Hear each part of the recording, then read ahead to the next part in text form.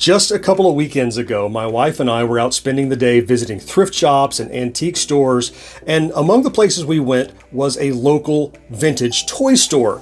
And they had, under glass, this 1981 Tron tabletop / handheld gadget from Tomytronic. Now, I've been wanting one of these ever since I first saw that it existed and people were commenting in videos, hey, you should check one of these out. I thought it was going to be out of my price range, but it was Father's Day weekend and it became a gift to me from my wife. And not only do I have the unit, but I've got the manual too. It's got a couple little blemishes we're going to check out and we're going to give it a play. We're going to do all that right after this. This video supported in part by... Playing VR, I tend to sweat. It gives me an edge. So King of Nerds happens to give me an edge too. Let King of Nerds give you the edge. Bye, King of Nerds.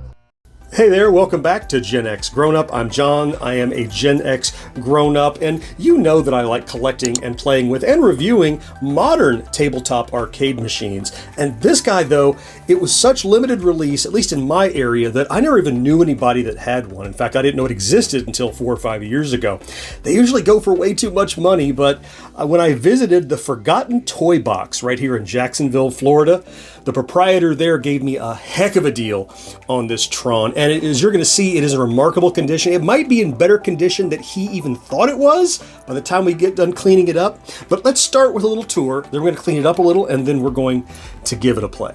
I want to start with this screen that has a bit of a magnifying effect so that the VFD behind it is even bigger to play on. But everything here, it's not really scratched up or anything. The logos are all there. And if we look deep inside of it, as I move it through the light here, I think you can see the outline of the playfield and the segments that can be illuminated. As far as the control deck, you have a power on-off switch here. You have a 4-way D-pad, in addition to a single button, which in portions of the gameplay is a speed-up button, and in other portions it is a shoot button to throw your little Tron disc. And I'm going to keep calling out here condition, condition, condition, because other than the little dust that we're going to clean up, you can see in the crease there, this thing is remarkable. Now around back through this smoked hood, I've kind of upped the contrast so you can see. This would be easy to miss, but just as a decoration, they have a simulated printed circuit board in there because Tron is all about living inside the computer. It'd be easy to miss that, but I like that little extra touch.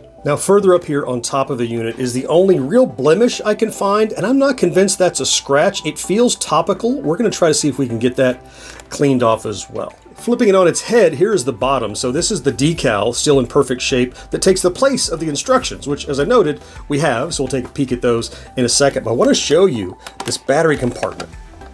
Look at that thing, just about as clean as you could ask for. No corrosion of any kind. It takes 4 C-cell batteries. Before we power it up, though, I'm going to look at that manual and get this cleaned up a little bit. Here's the manual then. It's in fair shape, a little bit of yellowing, a little tear on the side here, but it's intact.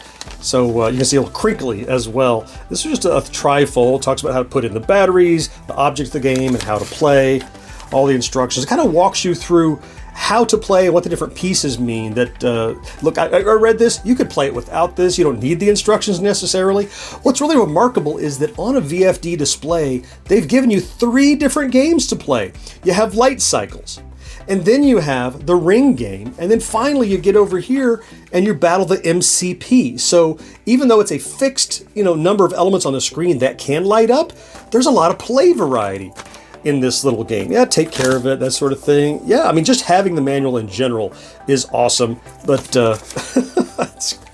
all right, let's get this guy cleaned up and see if we can't make it even prettier. So I want to start by getting the dust out of these little crevices, and again I'm going to use my Flurp noise putty because it just seeps into those crevices and sucks up all that dust. So we're just going to mush it in there and kind of let it sit for a second. Sometimes I try to help it a little by pushing it so it'll really conform to the contours, especially when there are narrow little gaps like that. Okay, let's see. There we go, beautiful. The same thing along the sides. Anywhere there's like a ledge that's collecting dust, I'm just going to press this putty in there, and it's going to pull all that little particulate and dust out before it sits on my shelf and gets dusty again all over. Sometimes, just for good measure, I like to put that on a control deck where your fingers get. It gets all oily and greasy. It'll kind of pull up some of that dirt that gets stuck in that kind of stuff. Just a little cleaner than it was. Now here is that one blemish we were talking about. I'm pretty convinced that it's surface goop. So I'm going to take a little bit of Goo Gone and a nice non-abrasive cloth and see if we can't rub that off a little bit. All right, let's see.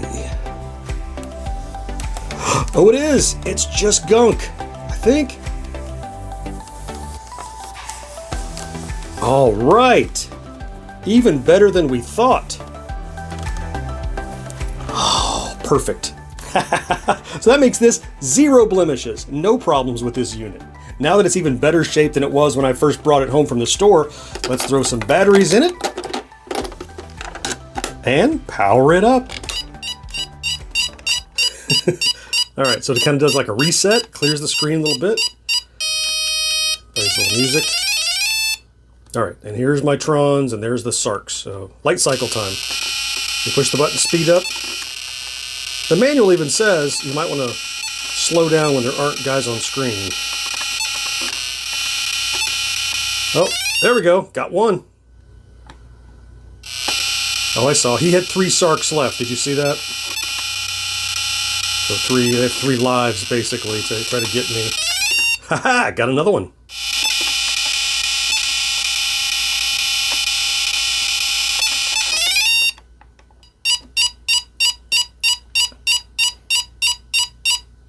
All right, so now I got my 4 Trons and just the 1 Sark to deal with, and we play the Discs of Tron game, which I'm pretty terrible at. I'm trying to get better at it. There we go. Ah, he's good. Ah. So maybe it's when I throw it? Let's see. I throw it here when he's up there. Oh, that worked pretty well. Let's see if I can use that strategy. Maybe this is dumb enough that you can kind of game the system. So throw it when he's down here. No, that didn't work.